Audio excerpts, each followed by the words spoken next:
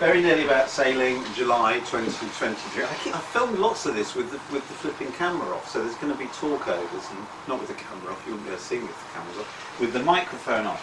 So this one is, I've made one of these. So can you see that? What do you think that is? It's stocks for very small children. Yeah, actually that's not a bad idea. I could sell those to parents, couldn't I? That's to do with the HDPE project, which hopefully will be next month. Had to do some prep work, so making one of these, I'll tell you what that is in a minute. Some trestles, sort of got a temporary workspace, and the main thing that I've been doing this month, I haven't quite finished, is reformatting my workspace, because it was just impossible to actually do work inside. So I'm making it so that I've got a big 8-foot workspace down here, whereas before it was absolutely tiny with things on the side, and I was just using it as a storage dump. But anyway, let's just get on with it. So this isn't going to be an in-depth one. Sorry that the HDPE is not this month, but I had to get to a point where I could actually do work inside with the HDPE because the weather has just been so atrocious, and to be quite honest, it'll help anyway because there's various other things I want to do, including getting stuff back in the boat. So let's get on with this then, hopefully with the microphone. So sorry if I've had to talk over bits, because I'm running out of batteries on my microphone and I was trying to save it, and anyway, that's my excuse and I'm not sticking to it. Right, so here's a job that's taken much longer than I'd envisaged, but it needs to be done. This end of the container has got one of these bench seats, or I've actually taken it out and I'll show you what I did. It's got bench seats going all the way around, and I've kind of used this for storage and then done the actual work outside. Problem with that is that as soon as the weather's bad, I don't actually have a usable area inside here. So what I'm starting to do is I want to clear this whole front bit so there's a massive workshop area. That means moving everything around, putting shelves up here to store stuff. So the back end of the container, I've actually got a ridiculously large amount of space and I just haven't used it very well. So the back of this is going to be a lot of storage. A lot of things are going to go back up in the boat. A lot of the wood here needs to be varnished, and I need an area for varnishing, and I need a few more things to put on it because I've got, I'd say, stupid amount of stuff actually being stored in here and it's not being done sensibly. Right, so this is taking a very long time, but at the moment I can only do 2 20-25 minute sessions a day. If I stretch it more than that, it kind of knocks me out for 2 or 3 days, which is a pain in the backside. But what I've done is I've taken a lot of the benches for sitting on, and I've kind of stacked them up and put them on really strongly. I mean, these will bear the weight of a human being, but I'm not going to put any human beings on it. But this is a way, this end of the container is basically going to be all storage and so on, and get things really sorted out a lot more cleverly. At the other end, and it's difficult to see this, but I've taken basically what was a 6-foot space and I've now got over 8-foot space. So I've got a kind of an 8 by 12-foot area that I can do jobs and do them inside, whereas before I was having to wait for a combination of my health being okay and the weather being good because I was doing stuff outside. So although this is a pain and it's taken me a month, I think it is the right thing to do. The other thing I want to do is I want to get as much as possible back into the boat, because I am at the stage where I can get things, put it back in. I want to get the varnishing finished. I need some more sawhorses, so I'm making a few. I'll put the link down to when I did these before, but it's very basically, it's just 7 pieces of 2x4 in 80 centimetre lengths. So you just put a sort of an I-beam on it, and then the legs kind of just get put in like that on that side or on that side. Incredibly simple design, incredibly strong. Actually, I'll show you what I did, because the mast is still resting on some that I did from many years ago, and they are working absolutely fine. Right, so these, I can't remember, it was several years ago that I made these to put the mast on, and they are still incredibly strong. I did put some extra sort of weatherproofing on them as well, which I won't need for the ones I'm making at the moment. But they've proved to be great, and I'm sure they will last for a long time after I take the mast off, which desperately needs a jet washing, by the way. I need to jet wash that and get the wiring sorted out inside. That's the job coming up. So I'm not going to show you me tidying stuff up, because to do the video you would then cut it down, so I had even less time to do stuff on it. But yeah, this is going to be a really nice workshop area that I can actually start to get some stuff done. So although it's working smarter, not faster, because I can't work faster, I can't do any more, but I can work an awful lot smarter, and I think this will help me work an awful lot smarter. About time. It's taken me several years to realise this is what I need to do. Yeah, anyway, what next? I'm going to finish these off, actually. I need to do these. I don't need to do these right now, but it's quite nice to do a little job. And the other thing I'm going to do, and I might show this week, I'm going to make I don't know what you call them, a sort of a sledge thing, a guide rail for cutting the HDPE, because that was what was going to be this month, but it's now going to be next week. Next month is to do the HDPE water tank, but I really need to be able to cut things much more accurately, because I think lack of accuracy was what cost me with making the water tank. I'm just avoiding doing the work now, aren't I? So let me shut up, get on with this, and see what's in the next clip. Right, just in case it wasn't clear, because these things are so incredibly useful. And I've only screwed this together. I have actually glued the I-beam piece together, but I didn't need to. And it's screwed together by these 75mm.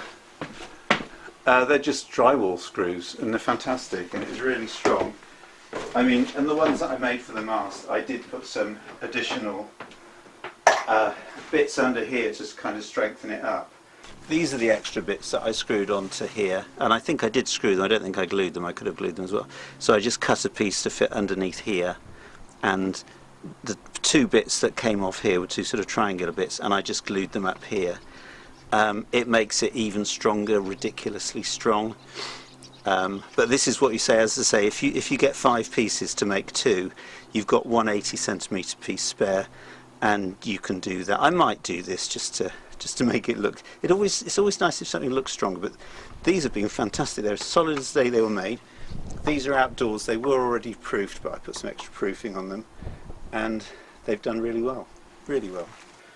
But so get yourself a piece of 240, 2.4 metre 2x4. Get that cut into thirds, so you've got equal pieces of 80 centimetres, 5 pieces of 2.4 metre will cut into 15 80 centimetre ones of these. You need 14, so you've got one to spare, and that one to spare last time I used to do the strength thing. And you can just see how it's made. It's just butted into there, it's just screwed in. I haven't glued it or anything, I haven't glued the ones outside.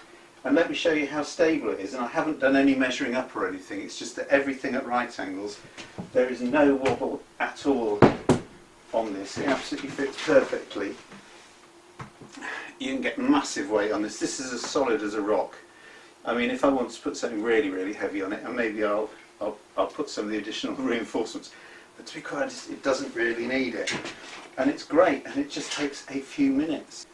So this is plenty strong enough, and you can see what I've done. The first thing to do is to make the I-beam, so that's a piece of the 80cm long here, a bit on the bottom, a bit on the top. I did actually glue that and screw it. Could have got away with just screwing it, to be quite honest. And then the key thing to do is to make sure you have 90-degree edges. Push that in here, that's just leaning right into the corner there, and that's leaning against there. Get the first screw in, which is that one. Once that's screwed down, it's already solidly in place because of this isn't going to wobble about. Get the other ones in. I found that 3 on the top, 3 on there is plenty. And then it basically builds itself, and as I say, there's literally no wobble on that at all. It's just, if you get the angles right and if you get the your cutting right, it is perfect and very, very, very strong. And it's about the right height actually. Let me measure, see how high it is. It's about 81 centimetres tall, which is, if you use furlongs and hectares, that is 2'8".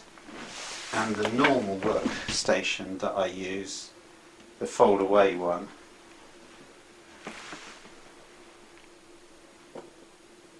is about 78, so it's sort of comparable. I find it a really nice, easy height to work on. Actually, I'm not going to do the infills in here, because what I've realised, which is fairly obvious, is they stack really nicely on top of each other. Right, so I couldn't resist it. I still do have to do the rest of the shelving and so on, which I will be doing, but the shelves that I put up, I've moved some stuff out of this area onto them, all to be sorted out, and I think I can squish it down by about 60%, really, that much.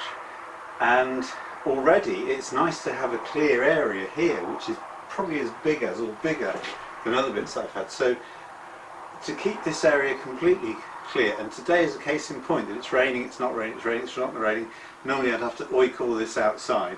And also, having made the sawhorses, I need to use them. So for the HDPE project, I need to make a, what are they called? I'm going to, cutting track? Anyway, you'll see what it is. But I basically need something so I can cut really straight lines in HDPE with this. Now already, this is better because I can put a fairly long piece of wood on here between the two trestles, much more solid than my fold-up things. So I'm just going to cut some piece of wood out. I'll show you the first cut because you like to see that sort of thing, and then I'll get the bits together and I'll show you what I'm doing, and then we'll be ready for the next video. So I can also keep my PPE stuff in one place, because a few people have commented, and I haven't always been great about this, about sort of missing off the ear defenders or whatever, and it's simply that they're hidden away. Now I've got a specific box just for PPE.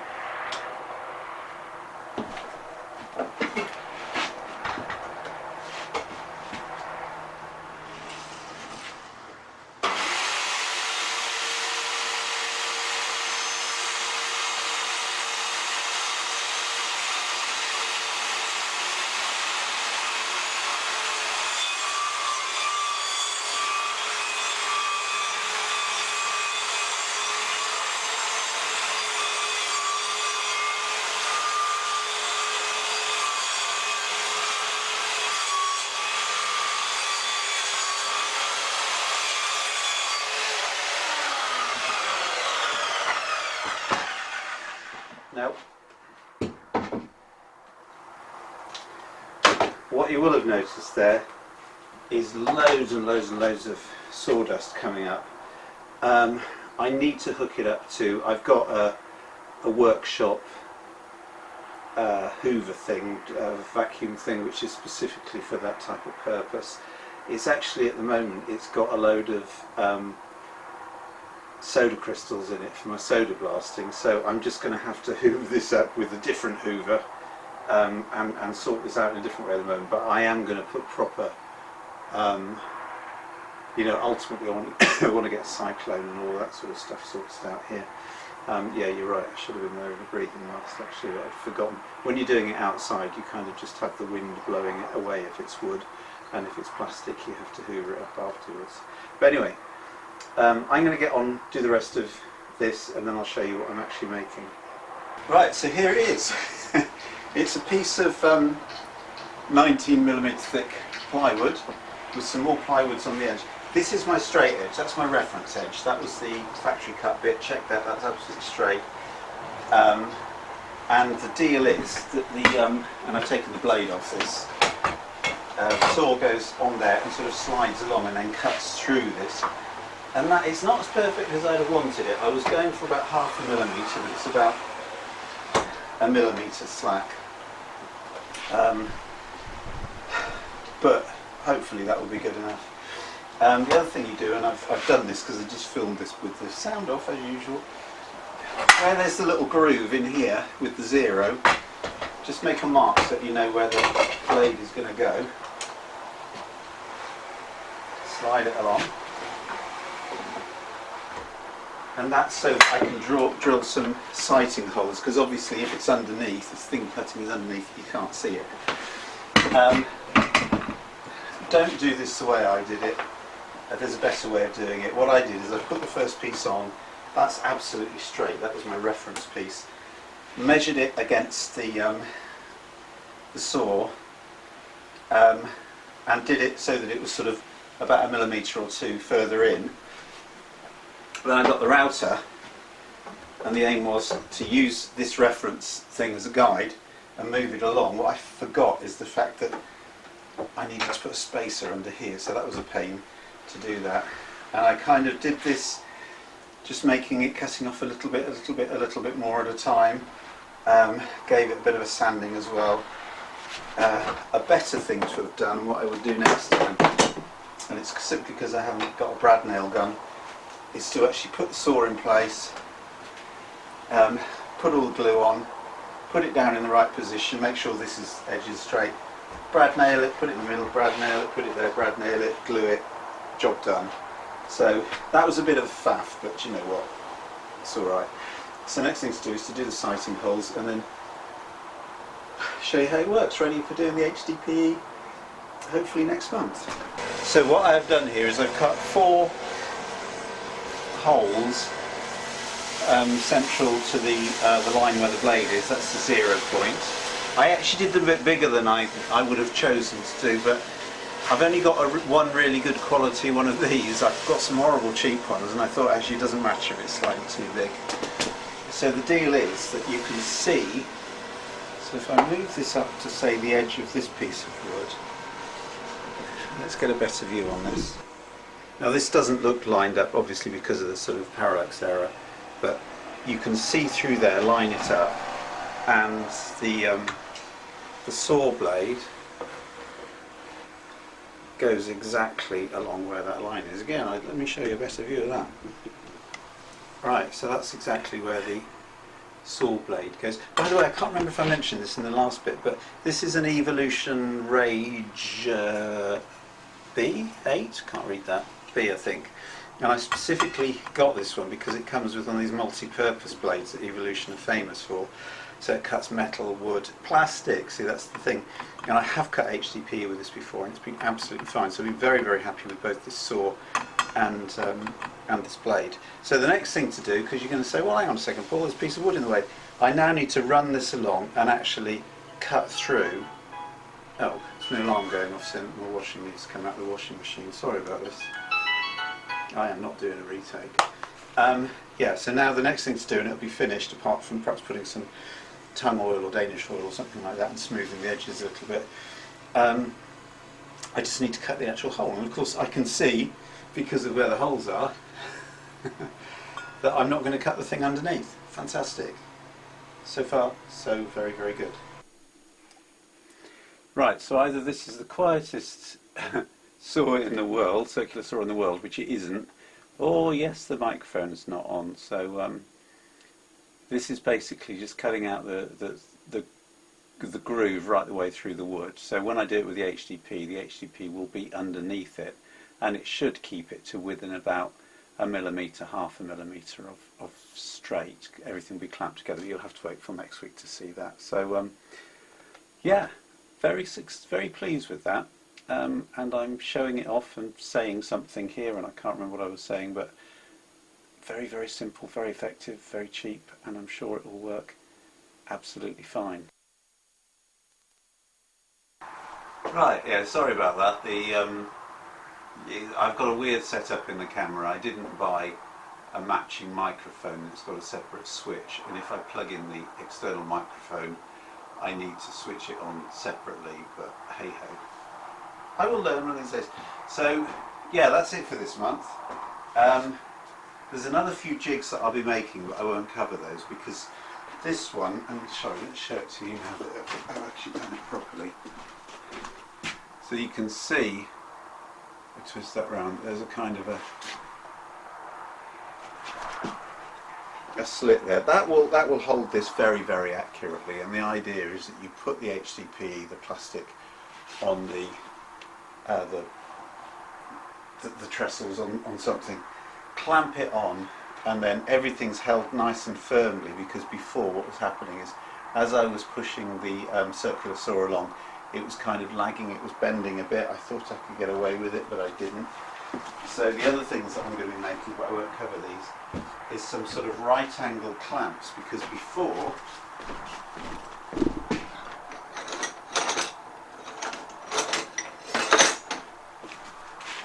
I was just using these type of clamps, which are useless and really bendy. Look, I mean, and that wasn't holding things at 90 degrees. So that was just inexperience, naivety, and being a bit sloppy, to be quite honest.